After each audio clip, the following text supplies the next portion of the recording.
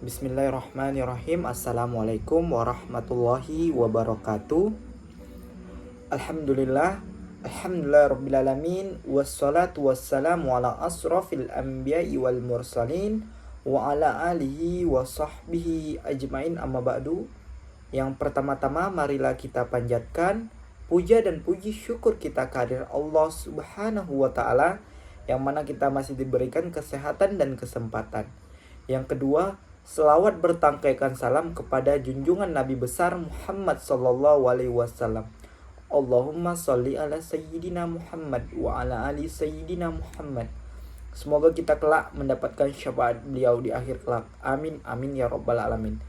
Baiklah, berdirinya saya di sini ingin menyampaikan tafsir tarbawi Quran surah Luqman ayat 16 sampai 19. A'udzu billahi minasy syaithanir rajim. Bismillahirrahmanirrahim. Ya bunayya innaha in taku mithqala habbatin min khardalin fatakun fi saghratin aw fis samawati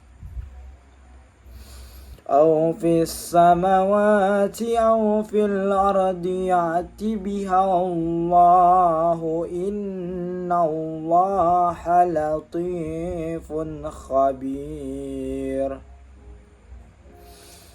يا بني أقم الصلاة وأمر بالمعروف وانهى عن المنكر واصبر على ما أصابك إن ذلك من عزم الأمور ولا تصعر خدك للناس ولا تمشي في الأرض مرحا Inna Allah la yuhibbu kulla mukhtalin fakhur.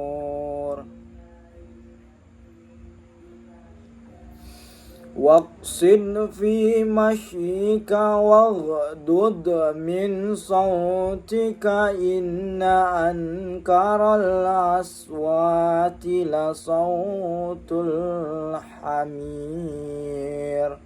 Sadaqallahul azim. Arti Quran surah Luqman ayat 16.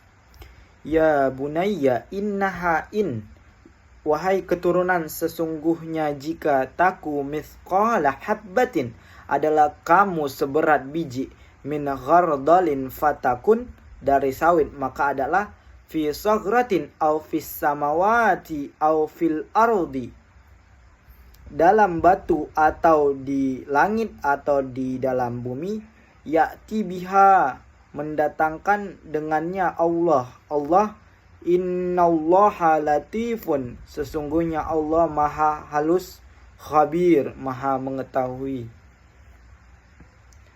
Arti Quran surah Luqman ayat 17.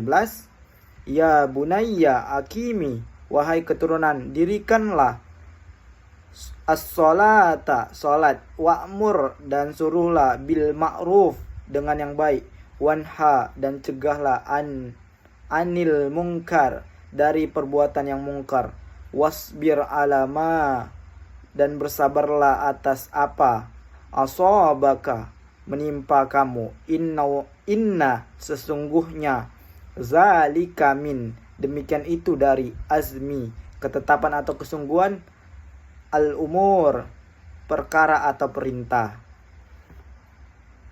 Arti Quran surah Luqman ayat 18. Wala, dan jangan, tusair, kamu memalingkan, khaddaka linnasi, mukamu kepada manusia. Wala tamshi, dan jangan kamu berjalan fil ardi marhan, di muka bumi angkuh. Innallaha, sesungguhnya Allah, la, tidak, yuhibbu kulla, tidak menyukai setiap mukhtalin, orang yang sombong. Fahur, kebanggaan diri. Ayat 19, waqsid, dan sederhanakanlah, fi mashyika, di dalam berjalanmu, wahdud, dan lunakkan, min, dari, sautika, suara, inna, sesungguhnya, ankara, seburuk-buruk, al aswat, suara-suara, la sautu, sungguh suara, al hamir, keledai.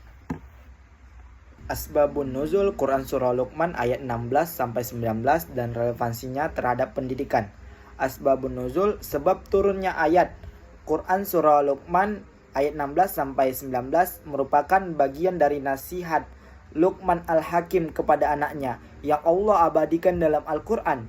Ayat-ayat ini tidak memiliki sebab turun atau asbabun nuzul yang spesifik sebagaimana ayat hukum atau peristiwa besar. Ulama tafsir seperti Ibnu Katsir dan Al-Syuyuti menjelaskan bahwa ayat ini turun sebagai bentuk pengajaran dan hikmah melalui kisah Luqman, bukan karena peristiwa tertentu.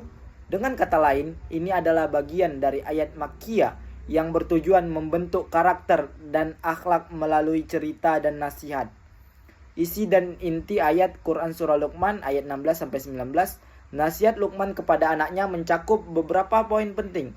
Ayat 16, Allah Maha Tahu dan Maha Adil, bahkan sesuatu yang seberat biji sawi dalam batu atau di langit dan bumi, Allah mengetahuinya. Ayat 17, perintah mendirikan sholat, amar ma'ruf nahi mungkar, dan sabar dalam kesulitan. Ayat 18, larangan bersikap sombong dan angkuh. Dan ayat 19, perintah untuk bersikap sederhana dan merendahkan suara atau tidak kasar atau keras dalam berbicara. Relevansi terhadap pendidikan. Ayat-ayat ini sangat relevan dalam konteks pendidikan karakter dan moral, khususnya dalam pendidikan Islam. Yang pertama yang bisa kita ambil itu adalah tauhid dan ketakwaan.